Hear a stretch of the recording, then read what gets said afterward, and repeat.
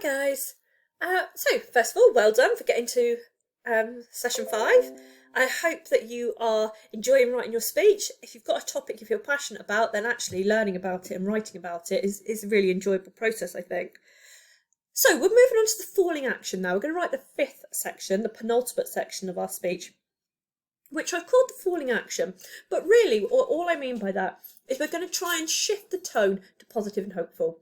We've set up all the terrible evils that are going on in the world and the terrible things that the way children are being treated and whatever your topic is. We've hit the high note with the climax and our compelling emotional point. Now we're going to try and offer hope, because actually, if people feel things are too doom and gloom, well, what is the point? People have to feel there's hope and a value to change if they're going to buy into your ideas. So that's my next section. It's all about trying to offer a sense of hope that it is worthwhile doing the things I want them to do. So I shall read you my example, talk you through it, and then you'll have the chance to spend some time writing your own. Okay, so I ended, obviously my climax was my powerful point about a cycle of poverty and exploitation that will never be broken. So continuing from that, I've said, but there are things we can do to change children's futures and allow them to be the lucky ones too. The Fair Wear Foundation has a list of over 120 brands that have signed up to its Code of Labour Practices, which do not allow for the use of all child labour. Accredited brands must ensure with regular audits that all of the suppliers in the cut, make, trim stage of production meet these standards, meaning it goes beyond most companies' in-house policies. Choosing to buy products from these brands will mean that you are not supporting the exploitation of children. You can also write letters to the heads of countries that permit any form of child slavery / forced labour and ask them to strengthen and enforce their laws and to increase educational opportunities for children and humane, sustainable business opportunities for adults. Stopping such insidious practices might seem like a Sisyphean task, but there are choices that all of us can make to improve conditions for children, to reduce our contribution to child labour, and to facilitate an end to the oppression and exploitation of children. Okay, so 3 questions here. Please can you have a little look at my section 5?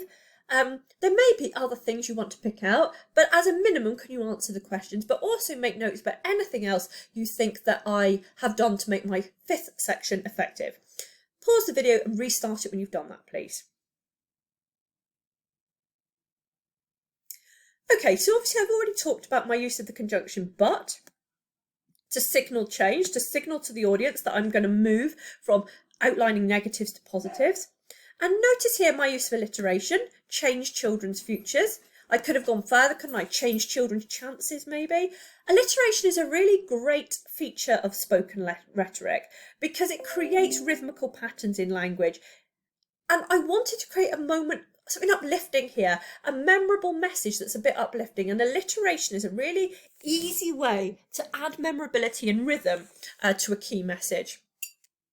You hopefully notice that I've used this phrase, the lucky ones. Obviously, the first paragraph of my speech, I said, I'm one of the lucky ones. Lucky because I've grown up in a country without child labour. So now I'm re-picking up on that idea. It's a really effective feature of all forms of writing, but persuasive speeches, to something you introduce at the beginning, to pick up on it later and create those threads and links back and forward so that your whole message is unified and memorable. And then I tell people what they can actually do. We can buy clothes that are actually not necessarily the latest things released or the cheapest, but that are ethical. And I've given a second thing we can write to people. Insidious, I've chosen the word insidious. If you don't know what the word insidious means, it means something is damaging or harmful, but in a subtle way.